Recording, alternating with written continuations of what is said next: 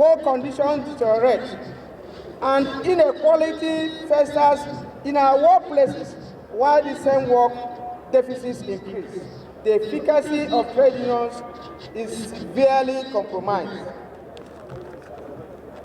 It is worrying for us in the trade union movement that a state which is supposed to be the custodian of our laws is leading a defiance of its own institutions and agreements, reach social dialogue, which Mr. President had pledged was going to be a driving force of his presidency during his inaugural speech here in Lagos Square. We are therefore worried that if the instruments of reasonable and civil engagements are deliberately scuttled, what other platforms or choices would then be left for resolving social differences that daily occur in our nation? The quest for undermining the civil space is what can only be embarked upon by leaders that are not circumspect, as it remains the only space to be used to democratically assist the nation's leaders take right decisions that will guarantee sustainable development and maintain Nigeria as a surviving entity. Anything that therefore undermines social dialogue, undermines the capacity of our nation to continuously evolve mechanisms for peaceful resolution of social, economic issues that may continually confront the nation. However, comrades, we must not relent. The nature and character of our response is critically to what becomes not just the movement, but what becomes of our nation and indeed the globe. It is hence imperative that our trade union movement remains deeply rooted in our ideological heritage. The imperative of to dismantle barriers dividing us has never been more urgent. We must forge a cohesive movement capable of safeguarding our interests while staying relevant to Nigerian workers amidst the escalating challenges and the impunity in our industrial landscape. All unhealthy divisions within our various industrial unions must cease. All philosophies and principles that have led to such schemism must be removed.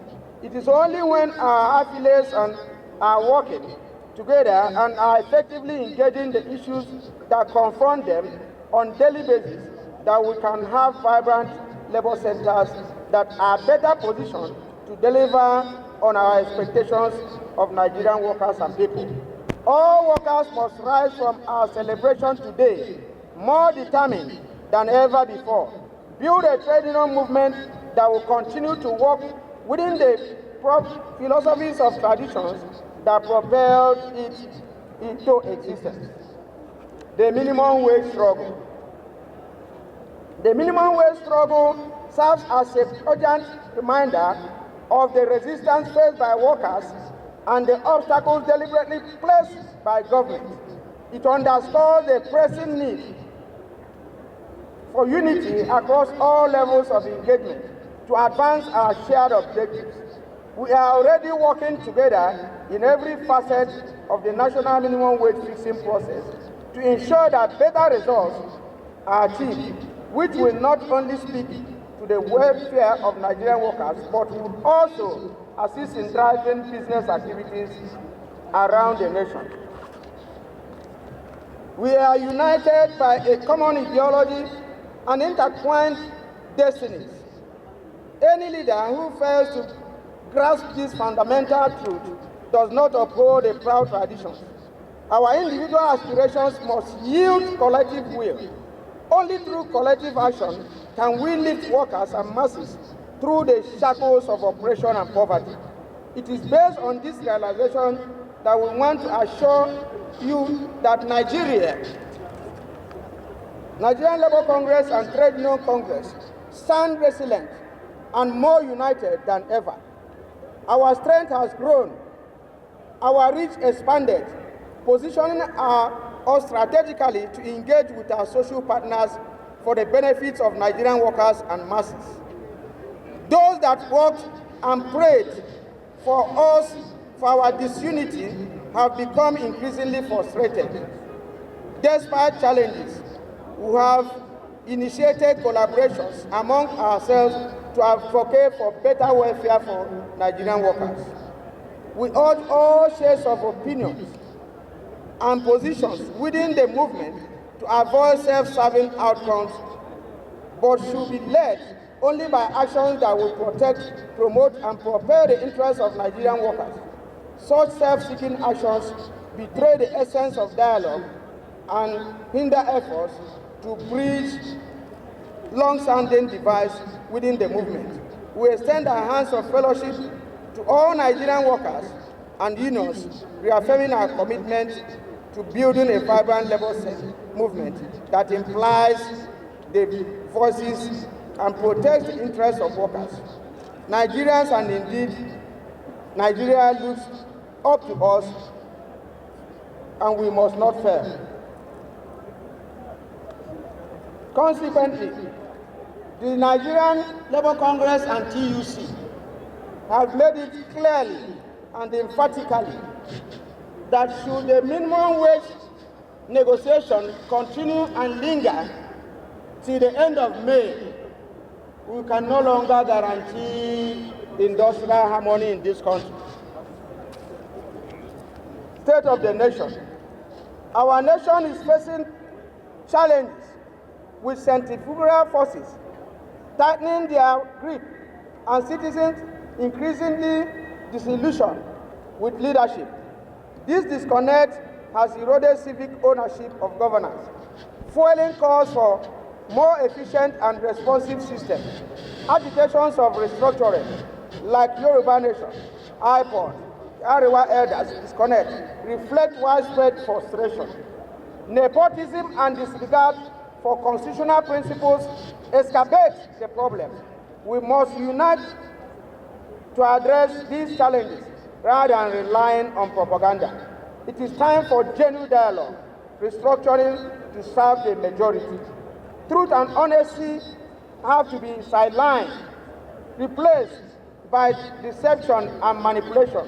Lawlessness is rewarded, and the state itself undermines governance, as seen in the recent unfortunate incident involving the governor of Kogi State in Abuja. The rise of warlords and militias in managing our energy resources spell doom for our nation. Our nation is crippled by these very incompetence and selfishness, leaving our citizens and economy vulnerable. Power, regardless of its origin, fuels economic growth. Oil and gas are lifeline for economic successes worldwide. It's imperative for the government to collaborate with the people to ensure energy benefits all Nigerians, not just a privileged few. We demand action on our refineries. Promises remain unfulfilled, while operational ones in the private sector fail to ease the people's suffering. There is suspicion of sabotage to profit from importing at the expense of our economy. The recent refining agreement lacks transparency, echoing past exploitation in other sectors.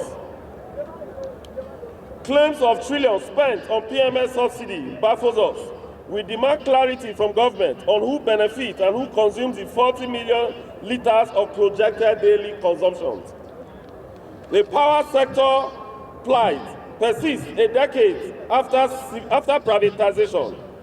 Conflict of interest hamper progress, and higher tariffs for non-existent electricity are unjust.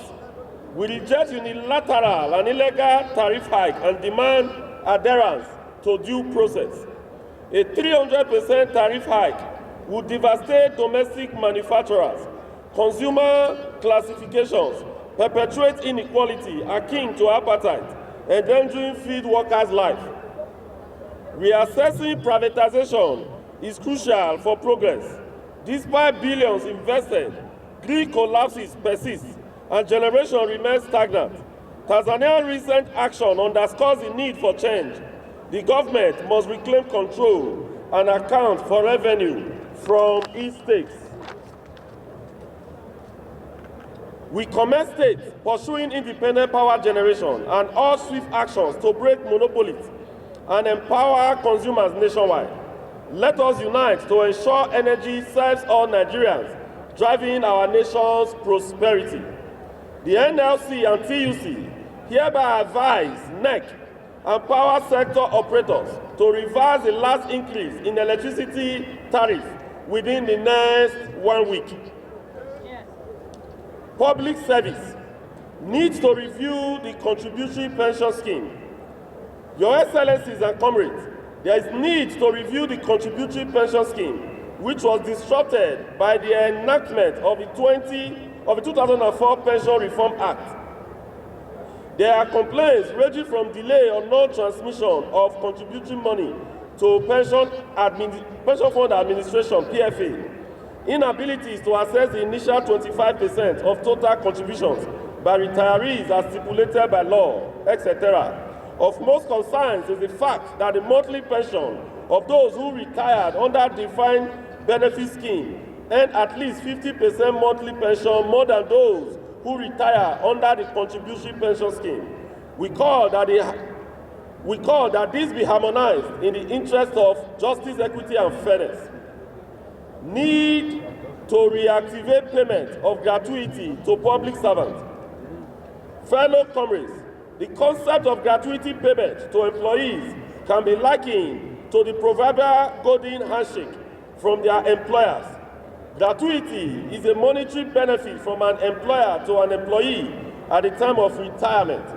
The public service employees were receiving gratuity until the 2004 Pension Reform Act, which was silent on payment of gratuity, and as such, both the federal and state government stopped paying. Meanwhile, the private sector employers are still paying gratuity to their employees.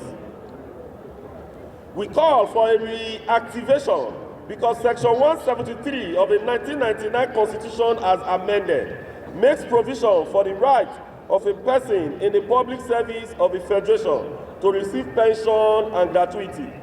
After all, political office holders receive terminal benefit even when they serve for just few years. But the employees who had worked for 35 years, 60 years of age, and even up to 70 years, they queue in line to receive peanuts as pension and no gratuity whatsoever. Call for upward review of retirement age in public service. Ladies and gentlemen, it has become imperative to demand for an upward review of the retirement age and years of service in the entire public service, from 60 years to 65 years and 35 years to 40 years. The immediate past administration has increased that of teachers and judges, and we are demanding that others be considered. Only few other establishments, including civil service, are now left out. Insecurity. Our nation is bleeding. In just the past years, over 4,800 lives have been lost to violence, with over 4,000 kidnappings reported in a mere 2 weeks earlier this year. We are ranked among the top 10 most terrorized nations globally, and this is unacceptable. Banditry and terrorism have made life unsafe for farmers and communities nationwide. Traveling is a nightmare. Economic activities suffer and food shortages loom as farmers are ransacked or abandoned. Despite billions allocated to security annually, the situation worsens. We must rethink our security approach and strategy involving communities for greater safety. Security is communal. It starts with the people.